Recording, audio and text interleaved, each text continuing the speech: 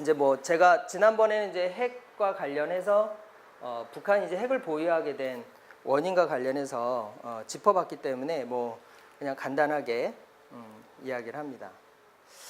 지금 이제 뭐 2015년이 아니고 지금도 동북아를 둘러싼 핵 아젠다라고 하는 것으로 촉발이 돼서 지금 이제 이 동북아를 둘러싼 열강들의 이제 지금 한반도를 둘러싸고서 지금 이제 힘겨루기가 계속되고 있는데 똑같이 120년 전에 있어서도 그때 당시에 뭐 청일 전쟁, 러일 전쟁 결국 이제 청나라 그 청일 전쟁 같은 경우는 한반도에서 직접 전쟁이 벌어져 있는 상황이 돼 버렸잖아요. 이 상황하고 지금하고 너무나 흡사한 거죠. 똑같습니다. 북미 간의 싸움 속에서 결국 한반도가 핵참화로 갈 수 있느냐 없느냐라고 하는 굉장히 위기 의식들이 느껴지는 거고 급기야는 지난번에 며칠 전에 미국에서 B-1B 전략 폭격기 핵폭탄을 실어서 가서 투하할 수 있는 폭격기가 동해상의 NLL까지 넘어갔다가 오는 이런 굉장히 위험한 상황까지 벌어져서 저희가 이제 긴급하게 기자회견도 하고 그랬는데 역사상 처음이에요. 이거 만약에 북한이 얘기하는 대로 쏴서 맞췄으면 이건 전면전으로 확대될 수도 있는 위급한 상황인 거고. 근데 이런 위기의식들을 가장 못 느끼는 곳이 있어요. 어딜까요? 네, 맞습니다.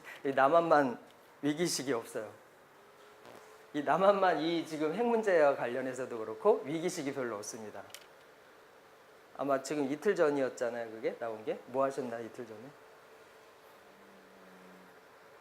그때 저는 회원들하고 술 한잔 먹다가 저녁에 뉴스 기사 보고 그래서 네. 그러니까 이제 그 6.25 전쟁 때 갑자기 확 넘어올 때 그 장병들이 휴가 가고 뭐하고 했을 때라고 얘기하는데 정말 국지전에서 전면전으로 발발하는 것은 우리가 예측하는 부분들이 실질적으로 전체적인 국민들이 예측하기는 어려운 부분들이 있어요. 물론 뭐 이삼성 교수가 쓴 뭐 동아시아의 전쟁 뭐 이런 거 읽어보면 오히려 패권을 장악하고 있을 당시 예를 들면 중국이 이 한반도를 둘러싸고 전쟁이 많이 났었던 상황이 오히려 그 뭐 춘추 전국시대라든가 중국이 오히려 패권들이 막 분리돼 있을 때 그때 오히려 몽골 침탈이나 뭐 등등 해서 우리나라가 전쟁이 났었던 적은 오히려 그때가 더 많았다는 거예요.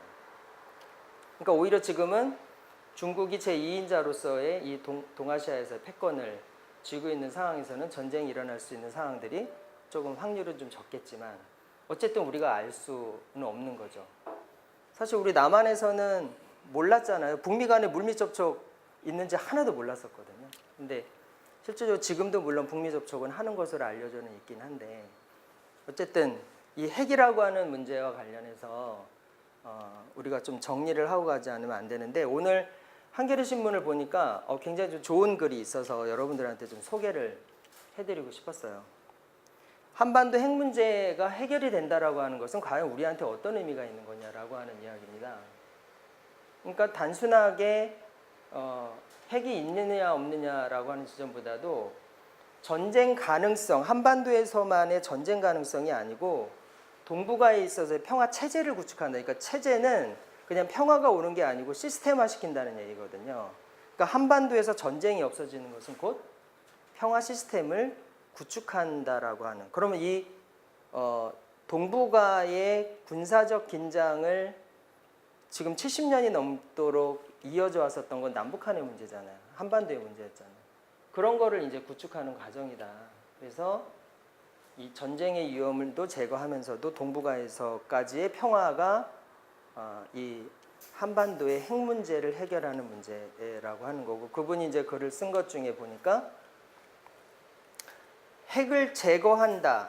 한반도의 핵 문제를 해결하는 것, 한반도 핵 문제가 발생한 것은 굉장히 긴장이 지금 고조되어 있는 거지만 오히려 이 기회가 만약에 반대로 화해와 평화로 가는 길이 된다라고 한다면 이게 이루어질 수 있다라고 하는 거니까 또 하나의 또 기회가 될 수 있다 이렇게 얘기를 해요. 그래서 핵 문제로 관심을 갖는 것은 우리 민족적인 측면에 있어서도 굉장히 절체절명의 과제인 거고, 이 문제를 우리가 어떻게 풀어갈 것이냐라고 하는 지점에 있어서 관심을 가져야 되는 이유를 오늘 한겨레에서 오랜만에, 여기 이제 한겨레 많이 보시는 분 계시겠지만 한겨레가 참 읽을 거리가 너무 없어갖고 제가 요새 한겨레 신문을 끊을까 말까 할 정도로 한겨레 내부도 참 여러 가지 문제가 많던데, 기사거리를 이렇게 기획을 해서 만드는 기사가 별로 없는 거예요.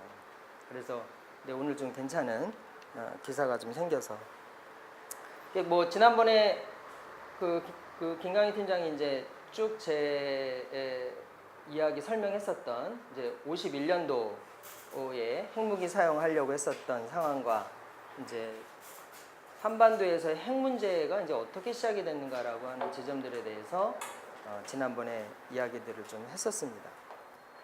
근데 지금 58년도에 설치했었던 전술 핵무기가 이제 또 다시 이야기가 나오고 있잖아요. 그 새누리당 지금 홍준표는 거의 뭐 대통령 같아요. 아까도 잠깐 TV 보니까 그냥 뭐 거의 뭐 홀로 그냥 미국 만나고 한미 연합사령관 만나고 막 이렇게 얘기를 하던데. 어쨌든 전술 핵무기 배치를 지금 이제 이야기들 하고 있고, 그 결과적으로는 전술 핵무기가, 미국의 전술 핵무기가 한반도 비핵화 선언 이후로 이제 어쨌든 철거가 되고, 그러고 나서 이제 90년대에 들어서서 다시 이제 북한의 핵 문제로 인해서 다시 핵 아젠다가 시작이 됐습니다. 근데 우리는 북한 핵 문제 그러니까 마치 핵 문제가 북에 의해서 이 의제가 들어온 것으로 생각은 하지만, 결국은 이 의제는 미국이 자초한 꼴이 된 거죠. 계속해서 북에 대해서 핵사찰 요구하고, 불법적으로 너무 과도한 핵사찰을 요구하고, 북에 대해서 어쨌든 이 선제 공격적인 개념들을 담아서 공격하겠다라고 하고, 이런 것들이 나왔던 작전 계획이나 이런 거에 다 담겨져 가지고 한미 연합 연습이라고 하는 부분들은 그래서 사실은 좀 위험했었던 거였거든요. 그러니까 북한은, 저희는 그냥 뭐 연합 연습하면 예비군들이 가서 그냥 이렇게 총 하나 몇 번 들고 가서 훈련 받고 오지만, 북은 준 전지 상태가 들어가잖아요. 2월 말쯤에 키 리졸브라고 하는 훈련이 있고, 8월 달에 을지 프리덤 가디언 훈련이 있어요. 그것 말고도 1년에 약 한 300여 차례가 넘는 어마어마한 훈련들이 있는데, 아주 대표적인 훈련이 상하반기에 있는데, 이것이 바로 핵으로 선제 공격하는 이 훈련을 하기 때문에 북한이 준 전지 상태에 들어갔었던 상황이었던 거죠.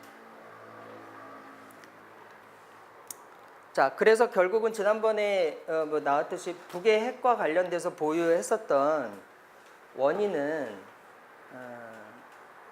결국 무엇 때문이다라고 그때 얘기를 했었냐면, 하여튼 미국의 이제 보고서나 등등에서 하도 미국이 북에 대해서 핵 선제 공격 개념까지 담아서 압박을 하니까 북은 체제에 대한 안전 보장이 필요했었던 거고, 결국 대북 적대 정책과 북에 대한 적대 정책으로 인해서 핵을 보유할 수밖에 없었던, 그래서 바로 미국이 핵 문제와 관련해서는 오히려 더 부채질을 하게 되고 의제를 가져올 수밖에 없는 상황으로 만들었다라고 하는 것입니다. 근데 이제 해법이 이제 사드 배치라고 하는 거예요. 북의 핵 문제를 막으려면. 그래서 작년에 7월 8일 날 이제 한미가 공동으로 보도자료를 내요. 이거 보도자료입니다. 제가 한 번 더 강조드리지만 보도자료. 보도자료는 그냥 공식적인 뭐 그냥 문건이겠죠. 네, 문건 수준입니다. 그래서 북한의 핵과 이 WMD 대량 살상 무기, 탄도미사일로부터 이 안전하게 한미 동맹의 기초에서 이제 보호하기 위해서 우리가 사드를 들어올 수밖에 없다라는 얘기를 한미 공동이 보도자료를 발표를 합니다. 그러면 이걸 막을 수 있냐라고 하는 지점들을 우리가 살펴봐야 되잖아요. 막을 수 있다면 저도 그랬어요. 일반 실천 나갈 때 이 얘기 제일 많이 물어보거든요. 그 국민들이, 야 그러면 북한은 핵 가지고 있는데 어떻게 할 건데?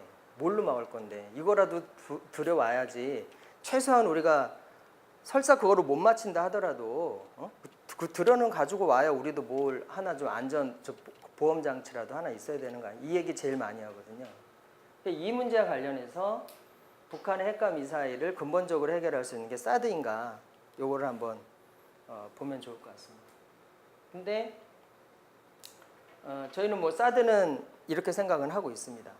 백해 무익하고 무용지물이다라고 얘기를 하고, 나머지 요 5가지의 이야기들을 가지고 간단하게 정리를 좀 다시 해볼게요. 이게 제가 2015년도 때 한번 여기 와서 사드 관련해서 얘기한 건데, 그걸 그냥 총 정리하는 식으로 해볼게요. 일단 한반도의 지리적 특성이라고 얘기했는데 너무 짧죠?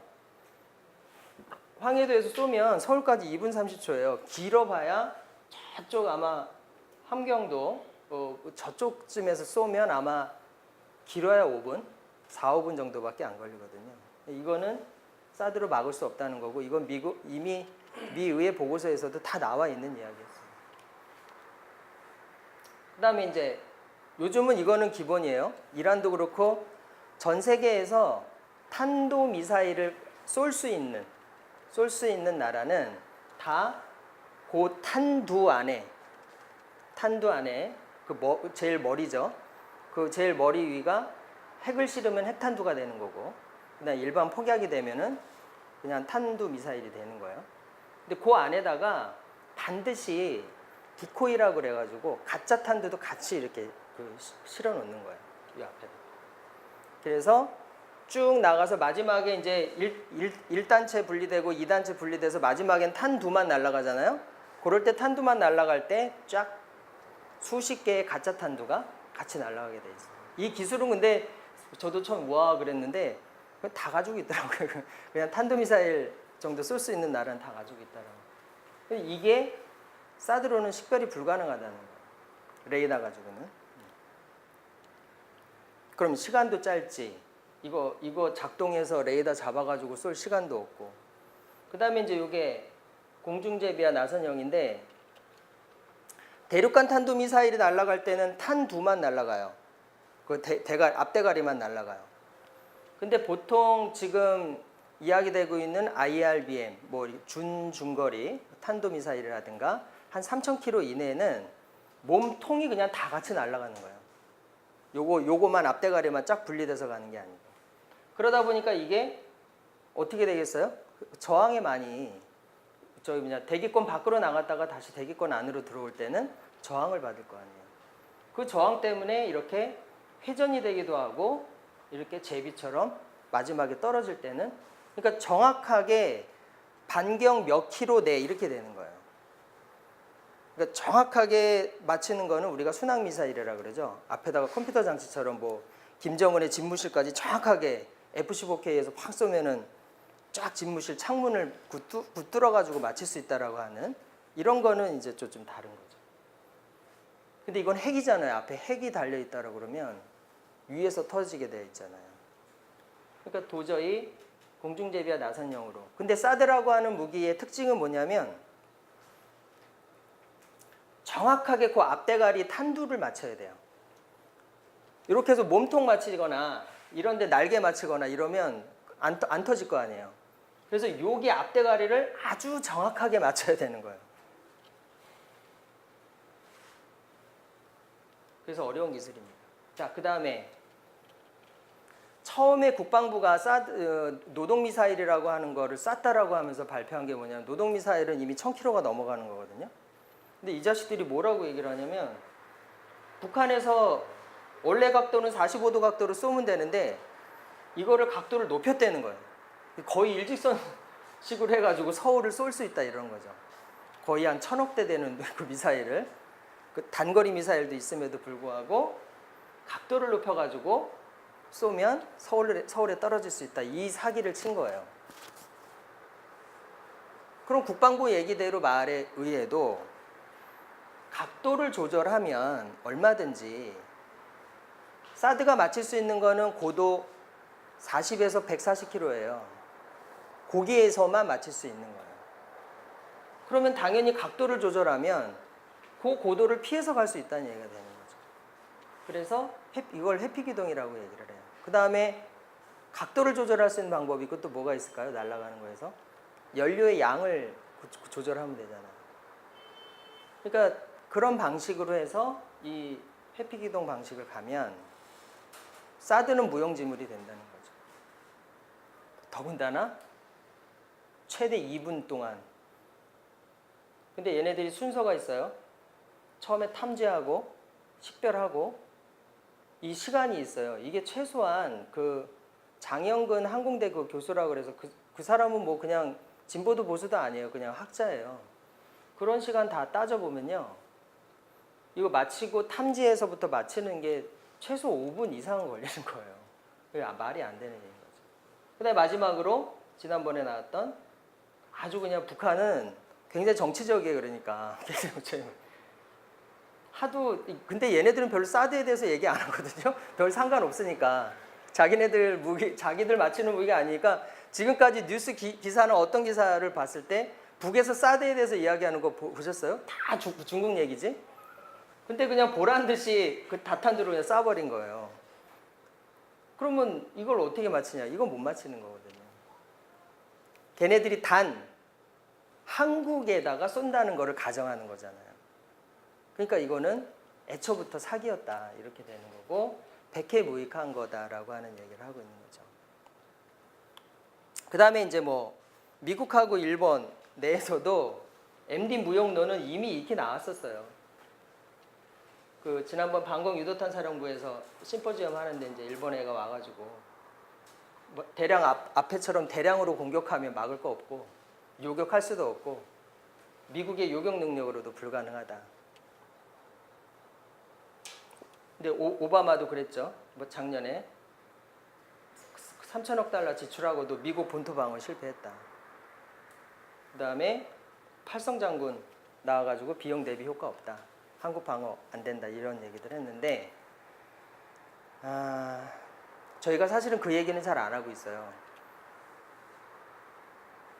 이 요격 안 된다라고 하는 게 왜 그런 거냐면 MD 그러니까 미사일 디펜스 이래가지고 미사일을 방어하는 거로 아는데 방어 개념이 아니고요. 이건 공격 개념이에요.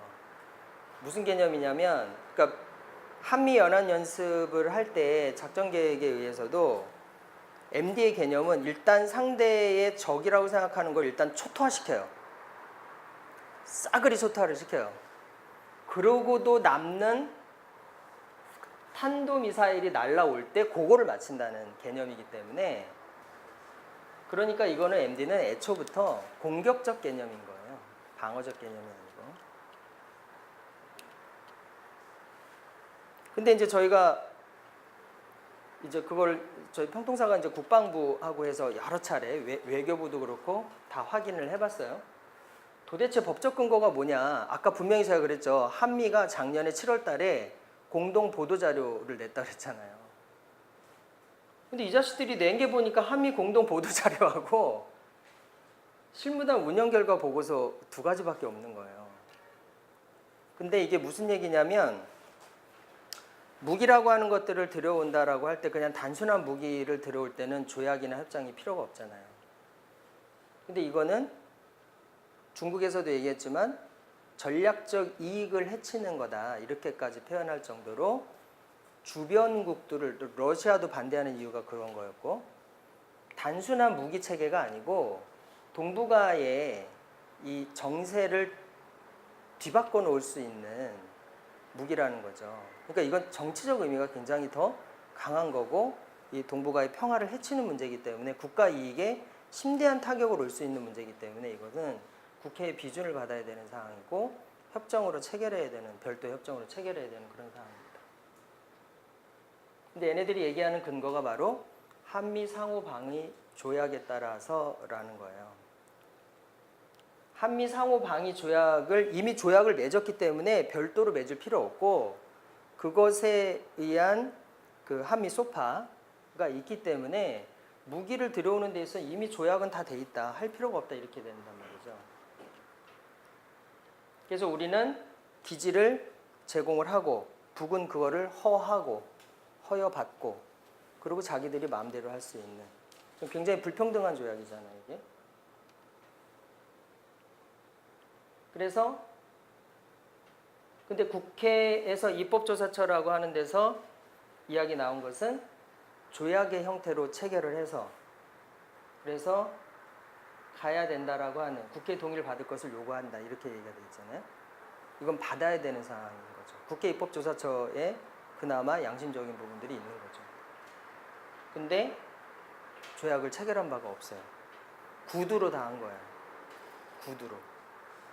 그러니 이 민족의 운명이 바뀔 수 있는 동북아의 평화의 완전 전략적 지형이 바뀔 수 있는 이런 상황들 속에서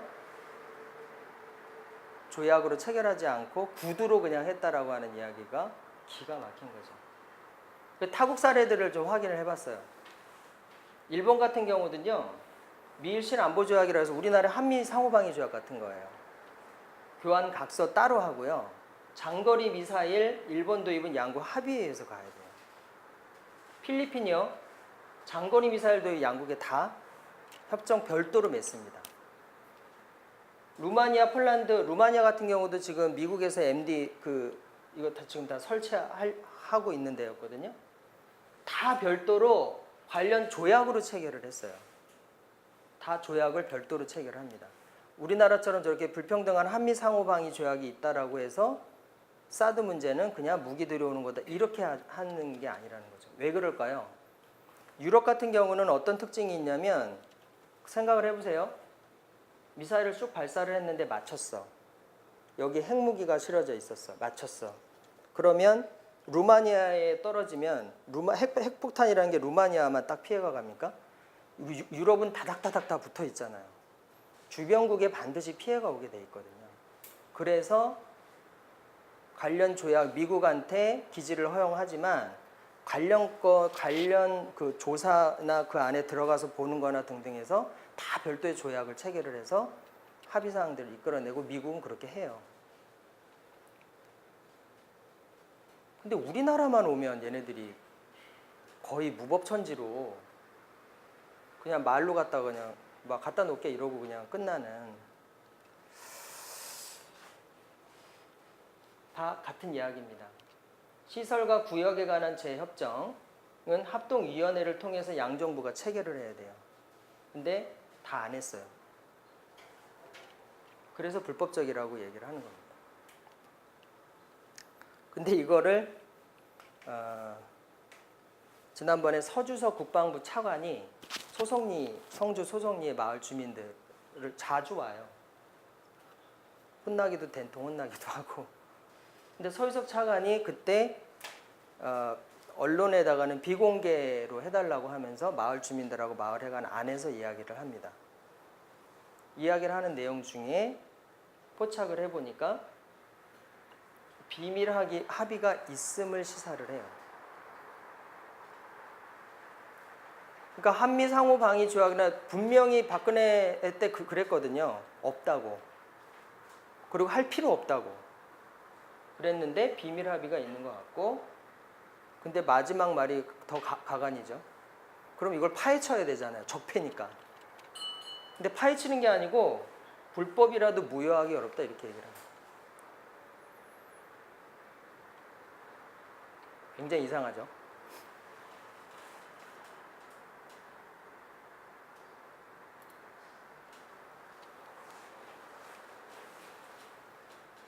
자, 그런데 촛불로 만들어진 우리 문재인 대통령이 자기 부정을 하는 이야기를 해요. 긍정도 부정도 하지 않았던 대선 후보 때 그렇게 입장 밝히라고 얘기했는데도 안 하던 문재인 대통령이 북한이 핵과 미사일을 고도하니까 방어 능력을 최대한 해야 되고 사드 가져야 된다 이렇게 됩니다. 그때 국민 담화를 지난 9월 초에 발표를 하죠. 이게 언제였냐면 북한이 ICBM 쐈다고 새벽에 쏜 걸 가지고 이렇게 얘기를 하는데, 아까 앞서서 보셨겠지만 북한의 ICBM은 대륙간 탄도미사일 미 본토를 향해서 날아가는 거잖아요. 근데 왜 사드를 들여야 되는 건지가 해명이 안 되는 거예요. 근데 대통령 시절도 그렇고 지금도 트럼프만 만나면 입만 뻥끗하면 나오는 얘기가 한미동맹을 튼튼히, 한미동맹의 기초에서 이게 계속 나오고 있거든요. 그러니까 사실 우리하고 상관없다는 얘기예요. 한미 동맹이니까 미국으로 날아가는 사드를 여기에 배치를 해서 그거 발견시켜 갖고 미국 본토를 지켜주기 위해서 들어온다는 얘기하고 똑같은 얘기가 됩니다. 그래서 저희가 그러면서 이제 막 급속도로 처음에 4월 26일 날 사드가 2기가 들어가요. 나머지 4기가 남았었어요. 이제 문재인 때 요 4기를 그 ICBM 이후에 속도가 빨라져 가지고 9월 6일 날 배치를 합니다. 그래서 간단하게 영상을 좀 하나 보고요.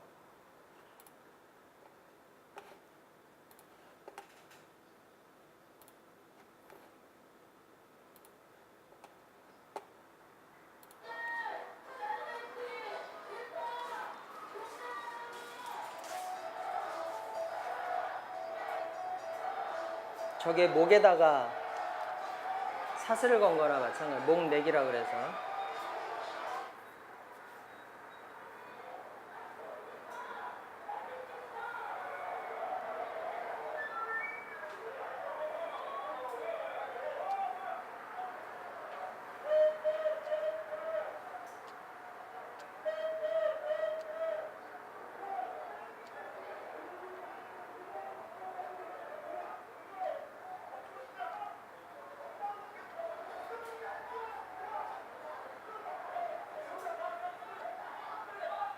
저분은 신부님.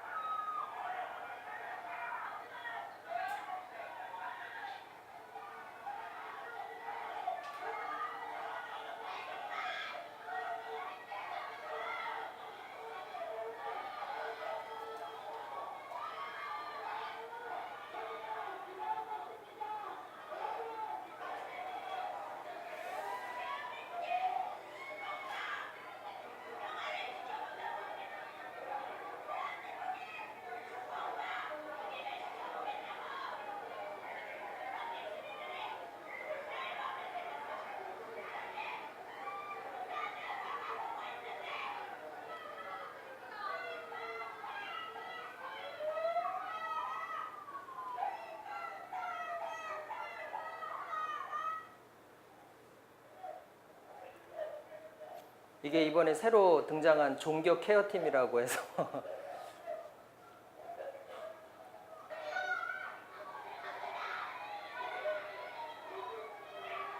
원불교 교무님하고 인천의 김동건 신부님.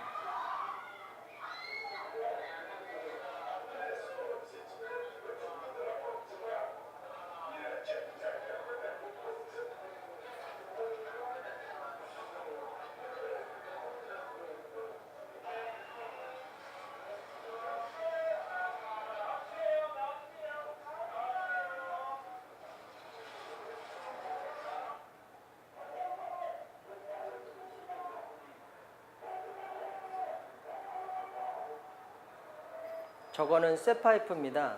스테인 안에다가 그 자일로 연결한 상태.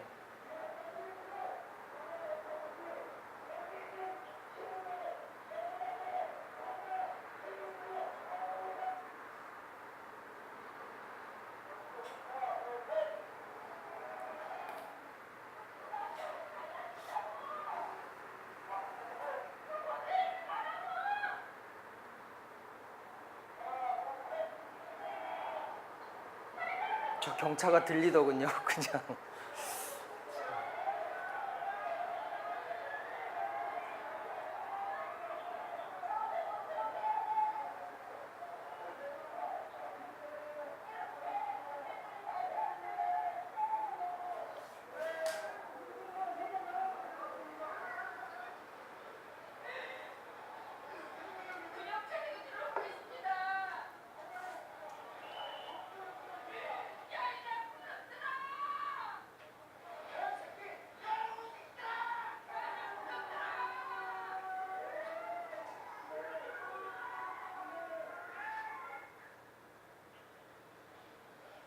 지금 소성리 마을 이장님.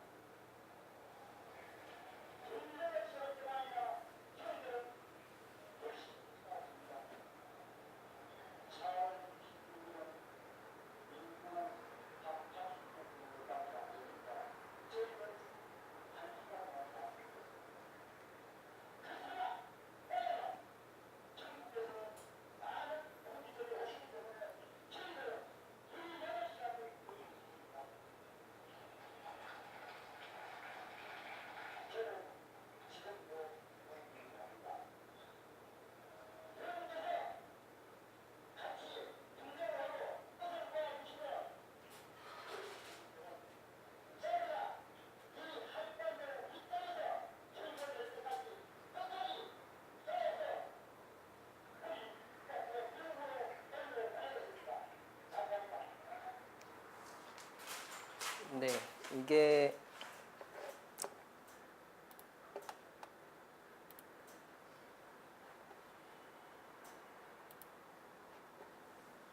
(9월 6일) 날 해서 18시간을 9월 6일 날 들어온다 해서 오후 3시부터 준비해서 그 다음날 오전 11시에 끝났거든요.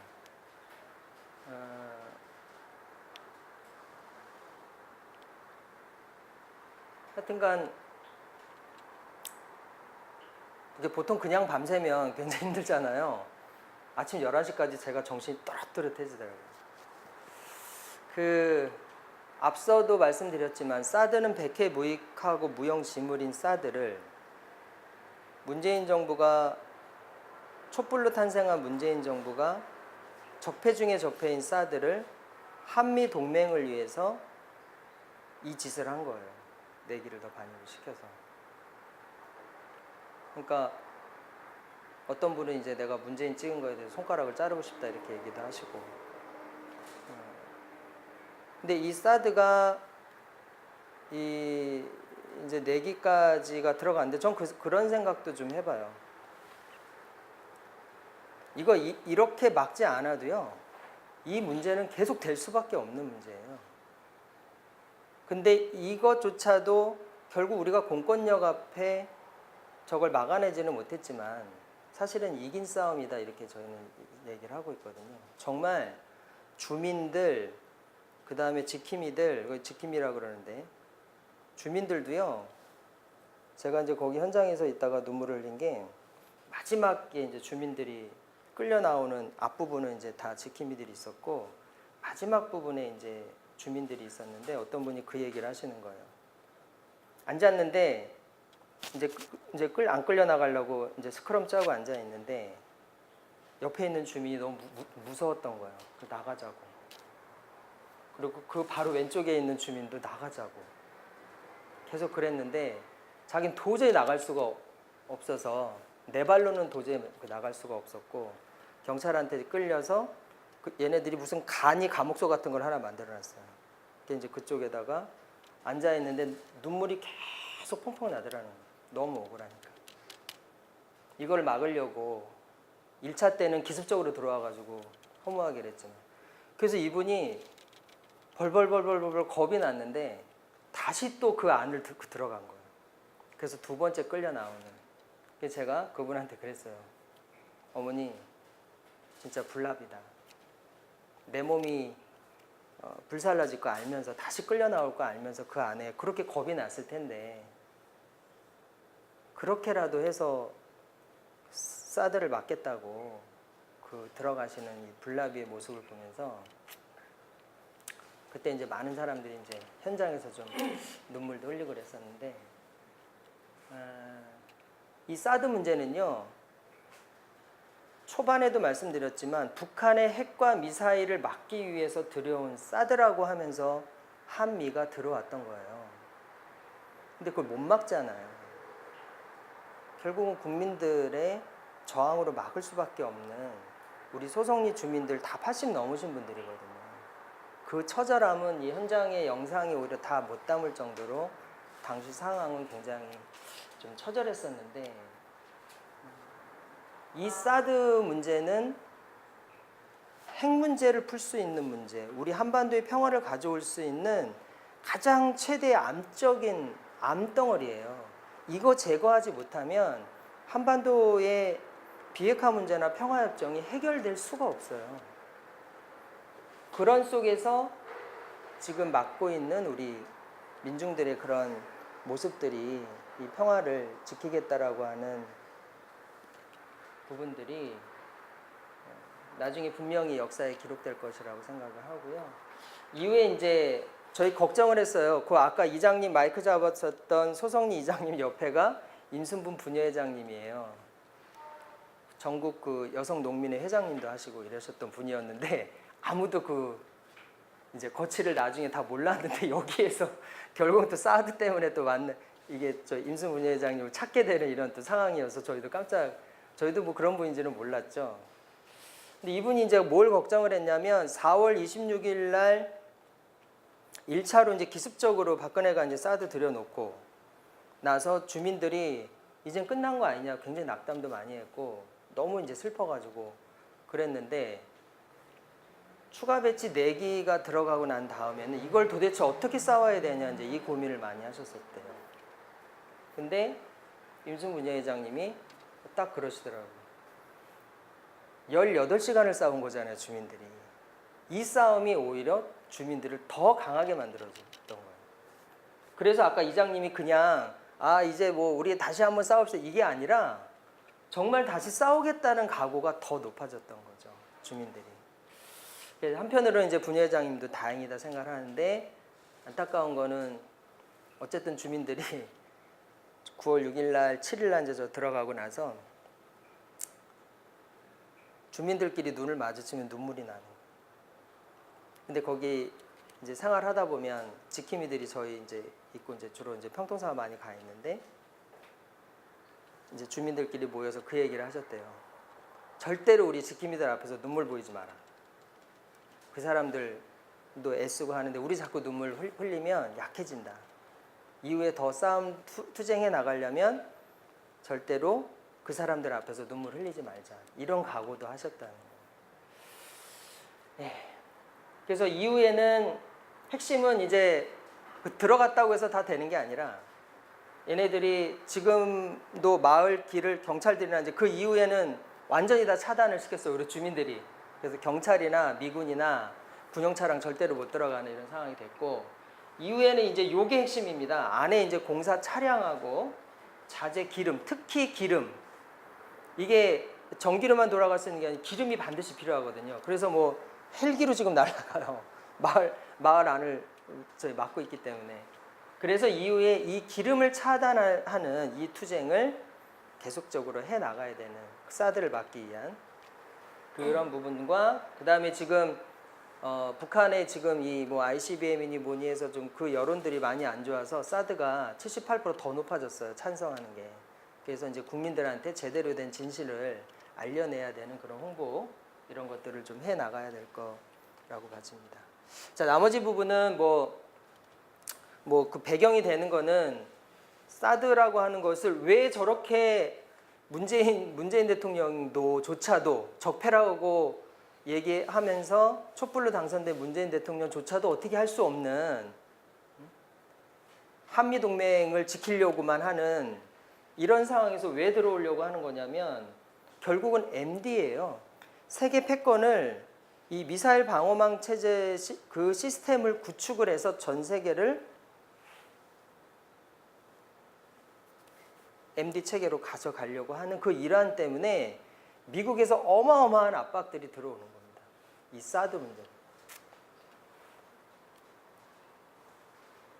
그래서 이 저쪽에 지금 나토 쪽, 유럽 쪽에 이제 하나 하고, 그 다음에 호주까지 포함해서 한미일, 호주까지, 그 다음 미국, 이렇게 해서 이거를 MD 네트워크를 만들어 가지고 이제 통제를 하는 거죠. 그래서 중국이 왜 전략적 이익을 해친다라고 이야기를 하는 거냐면, 핵을 운반하는 건 세 가지가 있잖아요. 전투기가 있고 핵잠수함이 있고 그 다음에 미사일이 있어요.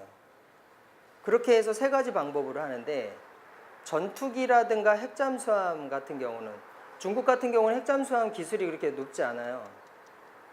그리고 전투기인데 전투기는 애지간한 데서는 다 걸리잖아요. 그럼 남는 건 대륙간 탄도미사일이었어요. 거기다가 핵 실어가지고 미국 본토를 위협할 수 있는, 그래서 핵 억제력을 그동안 가지고 있었던 건데 이놈의 사드가 한국에다가 배치가 되면 그 대륙간 탄도미사일을 다 잡는 거예요. 그게 문제가 되는 거거든요. 뭐 넘어가고. 그래서 중국이 유일하게 그래도 핵무기를 가지고 자기네가 가지고 있는 나라로서 미국하고 대적하는 부분에서 이 지금 전략적 안정을 자신들도 가지고 있으면서 안정기를 누리고 있는데, 아니 한국에서 그걸 배치라는 순간 이제 MD에 편입이 되면서 우리가 여기 지금 사드가 주한미군이 가동을 하면 다 어디로 들어가겠어요? 정보들이 미국 전략사령부에 다 들어간단 말이죠. 그러면서 중국을 위협하는 거니까 그걸 흔들어 놓기 때문에 문제가 된다고 하는 겁니다. 요 대한민국 성주를 기준으로 해서 중국 내륙 깊숙한 4,000km까지 계속 얘네들 전자파 주파수는 얘기를 안 하면서, 그 전자파는 뭐 군사비밀이라고 얘기는 안 하면서 계속 2,000km래요. 근데 미국 자료에서 다 나옵니다. 최대 4,000km까지. 그럼 뭐 듀퐁이라 그래가지고 대륙간 탄도 미사일 핵탄도 실어서 날릴 수 있는 거, 이게 지금 점점점점들이 다 그겁니다. 이거 다 보는 거예요. 훤히.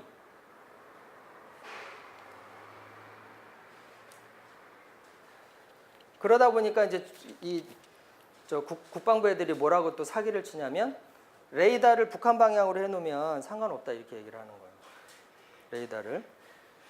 근데 두 가지예요. 최근에 밝혀진 거 하나. 이게 혼합 모드형으로 바뀌었어요. 이 레이더가 전방 모드가 있고 종말 모드가 있어요. 전방 모드는 글자 그대로 저 멀리까지 한 4,000km까지 보는 거고 종말 모드는 한 2,000km까지 보는 거예요. 근데 이게 혼합 모드로 바뀌었어요. 그 다음에 방향이 왜 상관이 없냐면, 자, 레이더 방향을 한국이죠. 자, 북한으로 해놨어요.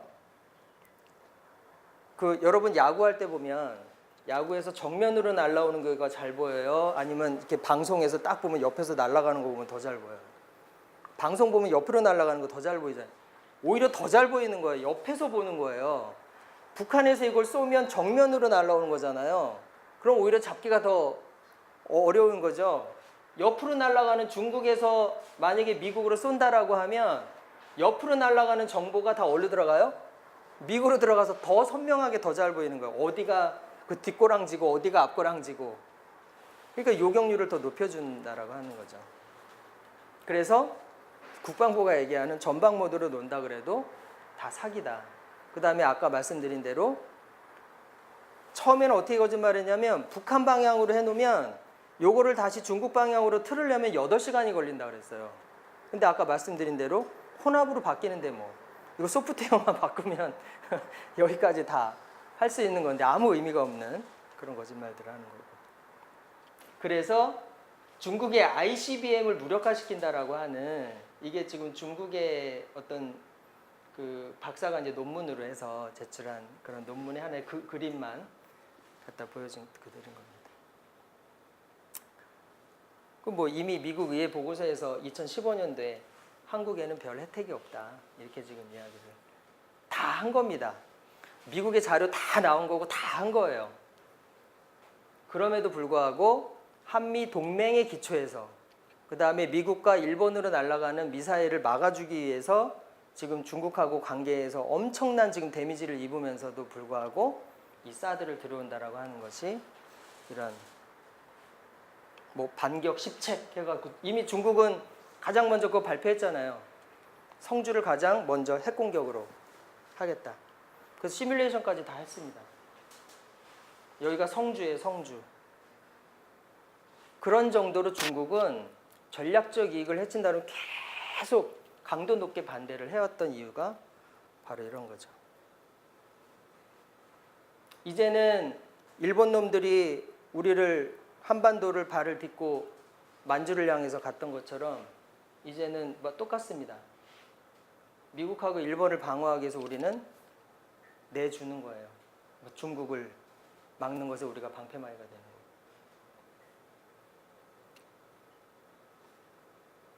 이 일본 재침탈, 이번에 한일 정보 군사협정 1년 또 연기했죠.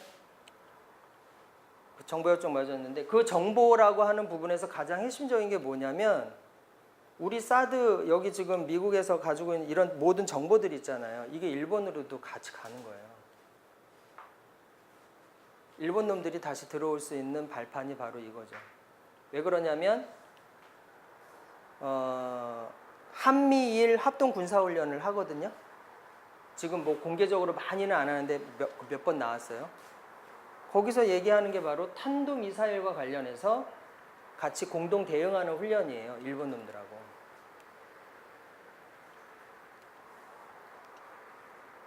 자, 그래서 우리가 이제 최종 어느 길로 갈 것인지에 대한 물음표를 바로 미의의 CRS 보고서가 묻고 있습니다. 니네 어떻게 할래 한국 이제. 사드 저렇게 들여놓고. 미중 간에 너네 중국 쪽으로 갈래 미국으로 갈래라고 하는 리트머스 시험지라는 거예요. 기준 테스트가 된다. 이게 기준이 된다라는 거예요. 사드 배치하면 우리한테 오는 거고 안 하면 너네 중국 쪽으로 가는 거였다. 가는 거다. 이렇게 의회 보고서에서 나옵니다. 그만큼 사드는 미국 놈들한테는 이 전 세계 MD를 구축을 해서 중국도 견제하고 전 세계의 패권을 가져가는 아주 핵심 중의 핵심이 바로 이 사드 문제였기 때문에 얘네들이 이런 보고서를 냅니다. 이게 지금 미국의 의원들한테 뭐 잘 참고하라고 하는 그런 보고서거든요.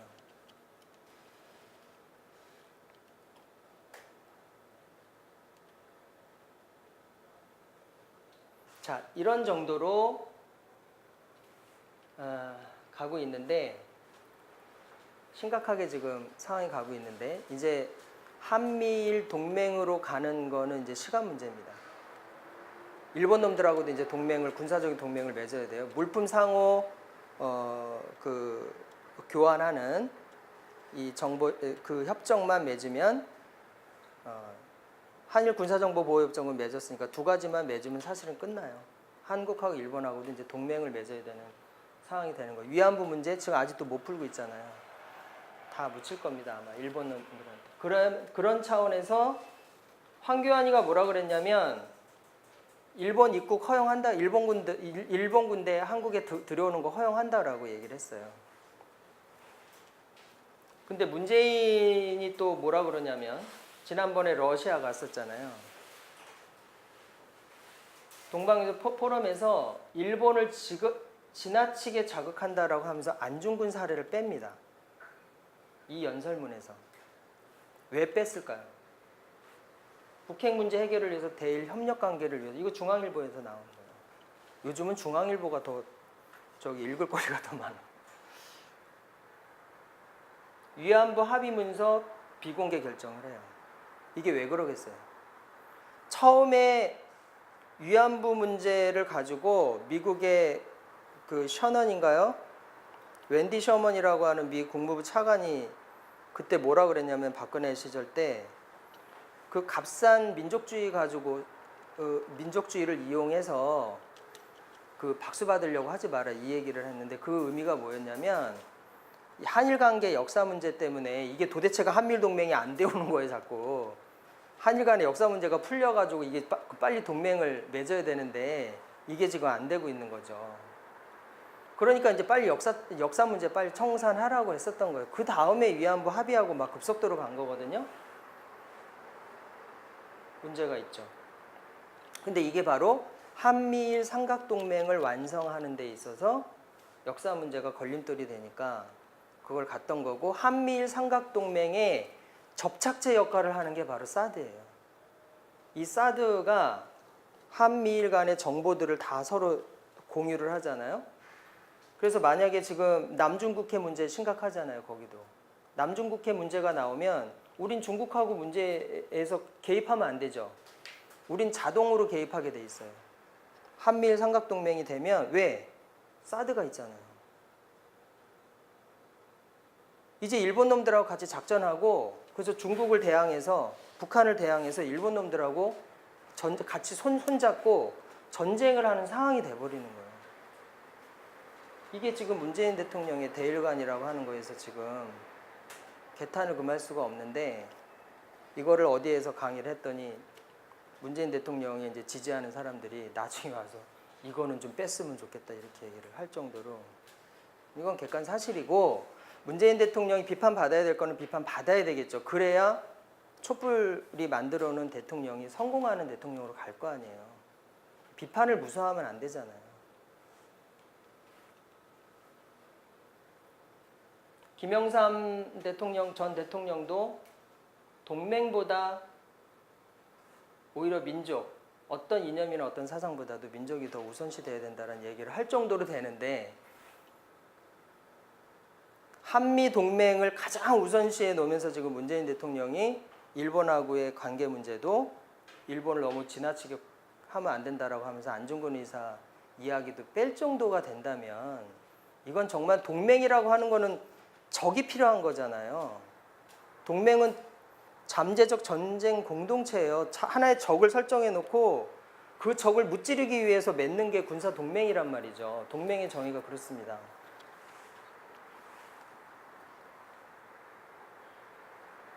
지금 뭐 쭉 아까도 말씀드린 대로 전술 핵무기 어쩌고저쩌고 지금 가는데 이제 만약에 전술 핵 배치까지 가게 된다라고 하면 더 이상 헤어나올 수가 없네요. 우리는 항상 핵 전쟁의 위험에서 이게 이제 현실화되는 거예요. 지금도 물론 현실이라고 하지만 더 심각한 상황으로 빠져들게 되고 헤어나오지 못하는 상황으로 가게 돼요.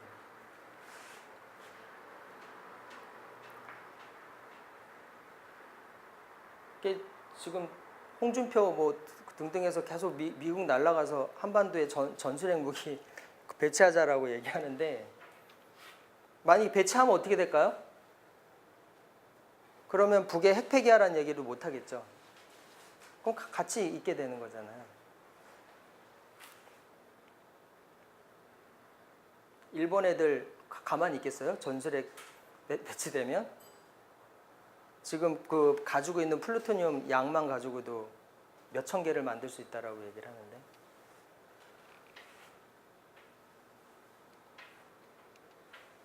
다행히 문재인 정부가 얘기는 했어요. 핵을 가지고 핵으로 맞서면 안 된다. 전술핵 배치에 대해서는 반대 입장을 명확히는 하고 있습니다. 물론 미국에서 줄 리도 없고 전술핵을 한국에 배치하라고 줄 리도 없겠지만 어쨌든 문재인 대통령이 얘기는 했습니다. 핵 보유, 전술핵 없이도 핵 균형 가능하다. 그럼 핵 없이도 재래식 무기로도 가능하다는 얘기가 되는 거고 물론 미국이 보장해주는 핵우산이라고 하는 것들을 가지고 할 수도 있겠지만 근데 이게 이 얘기가 왜 나오는 거냐면 대만에서 주둔하고 있었던 미군들이 철수를 했잖아요. 그게 뭐하고 맞물리냐면 중국이 핵무기를 보유하게 되고 ICBM을 성공하게 돼요. 그러다 보니까 물밑에서 중국하고 미국하고 협상을 해가지고 대만에 있는 미군이 철수를 합니다. 이걸 보수 쪽 애들이 아는 거예요. 우리도 그렇게 당할 수 있다라는 거죠. 그게 중앙일보에서 그 논객이 얘기를 하더라고요.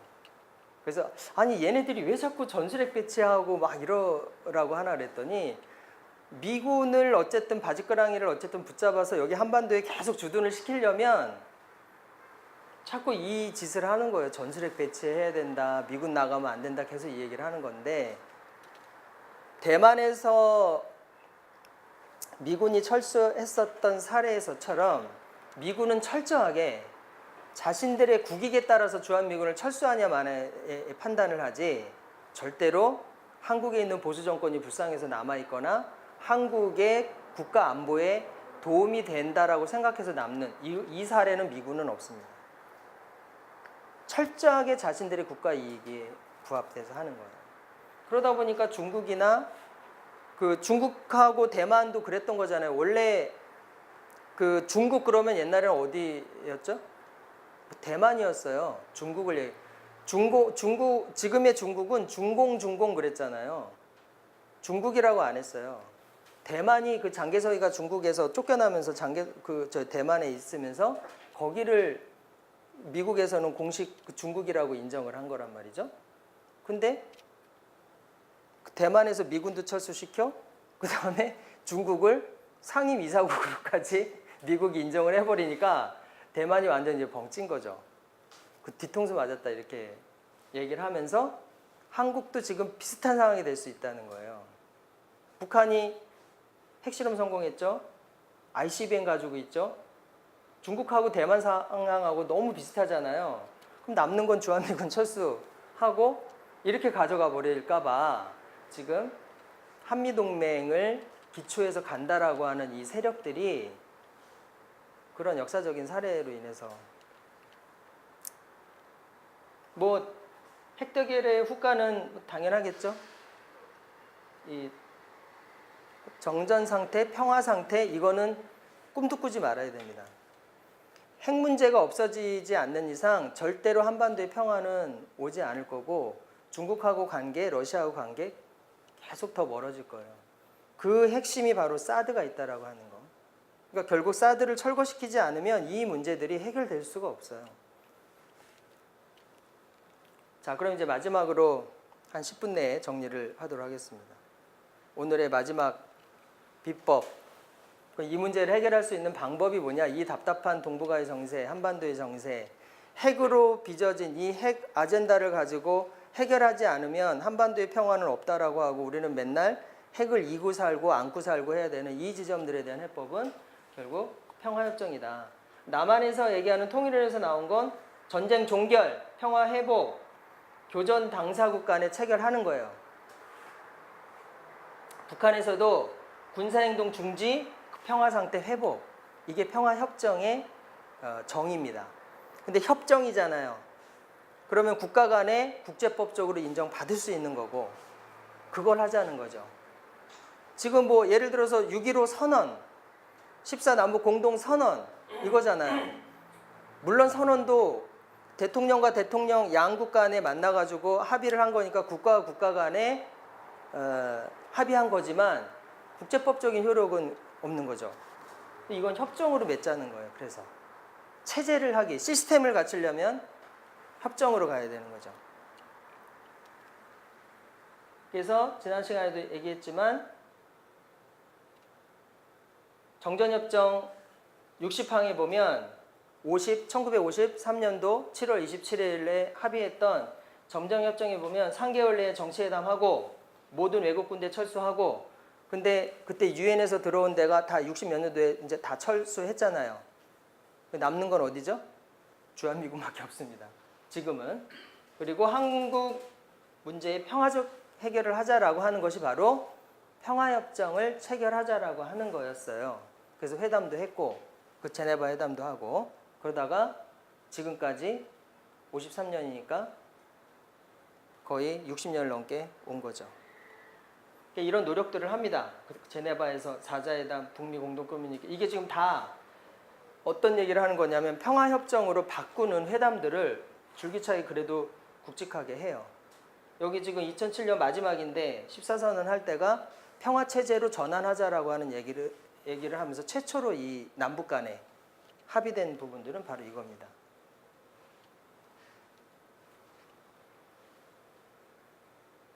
근데 이야기를 하다 보면 가끔 그런 게 있어요. 미국의 힘을 너무 절대화하는 거예요. 미국 놈들은 절대로 안 할 거야. 절대로 이 평화협정에 서명 안 할 거야. 이런 얘기들 많이 나오거든요. 왜 그럴까요?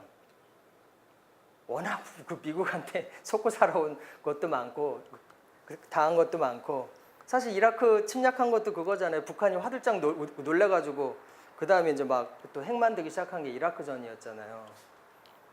그 대량 살상 무기 있다라고 해서 치고 들어갔지만 처음엔 연습이다 그러고 이제 들어갔다고 막 그거거든요. 그래서 지금 한미 연합연습 이거 지금 되게 심각하게 보는 거예요. 연습이다 그러고 어느 순간에 확 넘어갈 수 있는 거죠. 그러니까 북한은 전시 상태가 되는 거고. 재래식 무기로만 따지면 북한 잽이 안 되잖아요. 한국의 국방력만 가지고도 북한하고 대적할 수 있는데 거기 미국 전력까지 들어갔는데 북한이 게임이 되겠어요? 그 재래식 무기를 한다면. 그러니까 북한 입장에서는 준전시 상태가 되는 거죠. 근데 부시가 그 전쟁 뭐 미치광이 어쩌고저쩌고 하는 부시가 이 평화협정 체결 의사를 얘기를 해요. 노무현 정부 때. 꼭 김정일, 그때는 김정일이죠. 김정일 위원장한테 전해달라 이렇게 얘기까지 하면서 전쟁을 종결시키기 위한 협정도 아니죠. 협정 위에는 뭐예요? 조약입니다. 협정은 행정부 수반들끼리 할 수 있어요. 사인할 수 있는데 조약은 국회 비준사항이잖아요. 평화조약으로까지 얘기를 해요. 그래서 미국이 고정불변한 것이 아니라 아까도 말씀드렸듯이 자신들의 자국의 이해관계, 이득이 된다고 하면 미국은 바뀐다. 근데 이제 육자회담이라고 그래서 2005년도 남북, 미, 중, 일본, 러시아까지 해가지고 육자들이 만나서 합의했었던 9.19 공동성명이 다시 또 북한에 대한 핵 검증 문제 때문에 파탄되고, 물론 아직까지 깨지진 않았습니다. 만약에 지금 다시 평화협정 논의를 한다고 하면 아마 육자회담으로 해서 한반도 비핵화 문제를 풀면서 거기서 논의가 돼야 될 텐데. 자, 이거는 뭐 지난 시간에도 얘기했지만 2017년이니까 7월 달이잖아요. 북한은 계속 요거만 대표적인 사례로 말씀드릴게요. 조선중앙통신 해가지고 적대시 정책과 핵 위협이 근원적으로 청산되지 않는 한 핵과 탄도 로켓을 협상 타격에 올려놓지 않겠다 이런단 말이죠. 이걸 반대로 뒤집으면 어떻게 돼요? 미국이 적대시 정책과 핵 위협을 북한한테 하지 않으면 북한의 핵과 탄도 로켓을 협상 타격에 올려놓겠다 이 얘기가 되는 거거든요. 똑같은 얘기입니다. 이게 지금 북한의 실질적인 이 입장이 근데 김정은만 얘기한 게 아니고 그 전에 김주석, 김정일 때부터 계속 이야기를 했었던 거예요. 자, 그래서 북한이 비핵화성을 밝히면서 5대 조건 얘기해요. 남한에 있는 핵무기부터 공개하고 핵무기 기지 철폐하고 핵 타격 수단, 핵 공격 위협 중단, 핵 불사용 확약해라. 계속 미국이 북에 대해서 핵으로 공격하겠다고 하니까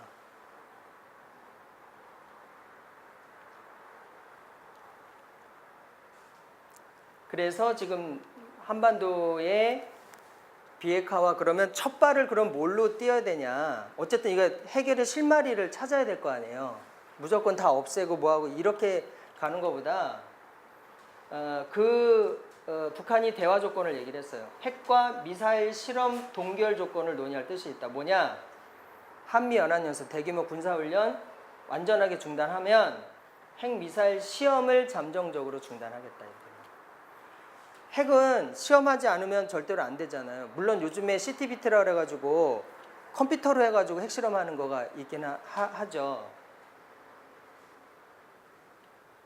이게 쌍중단입니다. 쌍중단.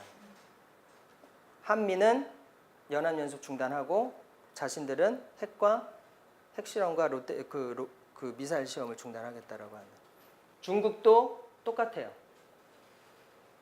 여기는 한 발 더 나가서 이걸 정리를 한 거예요. 북한이 요구하는 사항을 정리를 한 겁니다. 쌍궤 병행, 한반도 비핵화하고 평화협정 체결하는데 동시에 가야 된다라는 얘기를 하고 있는 겁니다. 미국, 북한과 협상할 뜻 있다. 핵실험 중단, 탄도미사일 실험 중단, 안정전열. 오늘 또 얘기했어요. 맥메스터라고 해가지고 미 안보실장이죠. 최초로 그 얘기는 했더만요. 국가 고위급 저기에서 군사적인 부분들 할 의지 없다. 북핵을 정밀 타격으로는 못 풀어. 군사 옵션 배제한다라고 하는 거를 첫 공개 발언을 해요. 뭐가 있나 봐요. 지금 다시 또 북미 간에 뭐가 지금 물밑에서 오고 가는 것 같아요. 블룸버그 통신을 인용해서 한겨레에서 나온 거로 보니 물론 여기에 이제 대화의 조건은 핵사찰 받아라는 거예요. 북한한테. 핵 사찰 받아라. 그러면 뭐 대화하겠다. 이렇게는 얘기를 했는데 뭐 협상 과정에서 충분히 논의할 수 있는 그런 이야기들입니다. 그러니까 북한, 중국, 미국 이게 대화 조건의 첫 발의 핵심은 결국 이겁니다. 그래서 계속 말씀드리지만 연합연습 중단하고 그 다음에 북한은 핵시험 중단하는 이게 바로 첫 번째 대화의 조건, 평화협정으로 가는 첫 번째 대화의 조건이라고 말씀을 드리는 겁니다. 그래서 지금 문재인 대통령한테 지금 하는 부분들이 좀 아쉬운 게 있어요. 아쉬운 게 바로 이겁니다. 김대중 대통령 때 그 부시 전쟁 미치광 부시를 만나가지고 나는 그 부시가 김대중 대통령의 권고에 따라서 북한을 공격하지 않겠다, 북한과 대화하겠다, 인도적 지원하겠다라고 얘기를 했는데 그 근거가 뭐냐면 오전에 100분 동안 젖 먹던 힘까지 짜내가면서 부시를 설득했다는 거예요. 김대중 대통령이. 그 미치광이 전쟁강이라고 하는 부시를 설득을 했다는 거예요. 이 정도 돼야 되는 거 아니에요? 한미동맹을 지킨다라고 하면서 미국 벌써 트럼프 몇 번 만나가지고 지금 핵잠수함 도입하느니 어쩐지 이 소리를 할 게 아니고 지금 미 B-1B 전략폭격기가 지금 북한의 영해까지 들어갔다가 나오는 지금 전쟁 위기 촉발 상황에서 이거를 해야 되는 거 아니냐 이거죠. 문재인 대통령이 무기 더 사들여가지고 뭐 북한 너네 이길 수 있느니 어쩌니 자꾸 말은 대화하는데 대화에 대한 이야기가 없잖아요. 트럼프 만났을 때 이 얘기 했어야죠.